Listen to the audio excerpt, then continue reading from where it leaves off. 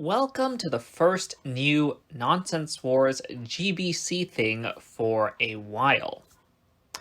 Recently, LEGO released the 10303 Loop Coaster, which uses an elevator to lift its train high enough such that it clears not one, but two loops.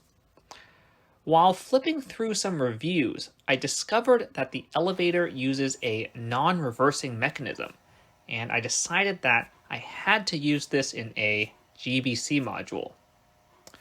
But how does it work?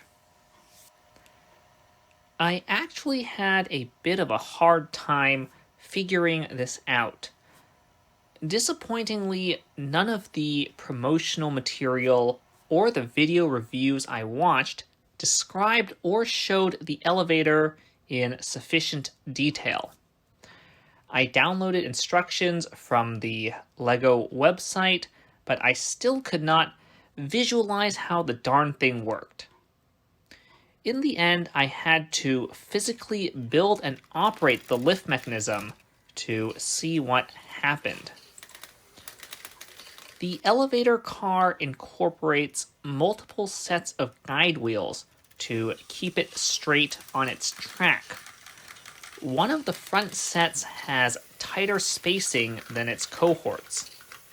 A section of wider links on the lifting chain contacts the closer spaced wheels and pulls them to the top. The wheels ride on these links until they run out, at which point nothing supports the elevator car, and gravity pulls it back down to the bottom of its travel. A weight element connected by string acts as a counterweight and a damper, lowering both the downward speed and acceleration. It also makes the upward movement smoother as the chain carries less weight. This whole setup features two adjustable properties. The length of the wide links governs the dwell time at the top, and the mass of the counterweight governs the kinematics on the way down. As for the GBC parts, I made the input very low, not out of necessity, but to potentially test components for a simple GBC train version 2. Stay tuned for an eventual video on that. The central position of the elevator shaft makes the lifting platform protrude from one side, and I needed to add a series of ramps to direct ball flow. I could reverse this layout, but that requires more structure and more drivetrain. All of the above also make the gate mechanisms protrude from the side, and the module unfortunately can't load from that direction. The chain runs with a net gear ratio of 3:25, and it runs over a raised bump acting as a simple tensioner.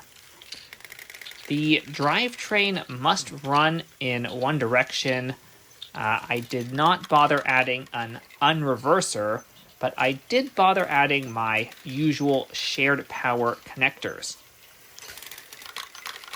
Theoretically, I could build this lift to any practical height, but the cycle time will start to suffer at some point unless the ascent and or descent speed increase as well. On the flip side, the current height and gearing cycles fast enough such that I reduced the capacity of the lifting platform with some 2x6 plates.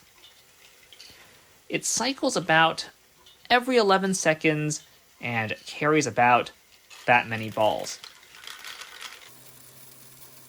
As for reliability, well, I really won't know until it runs at a show. As we saw in the Bricks by the Bay thing, these things can break down in so many unpredictable ways.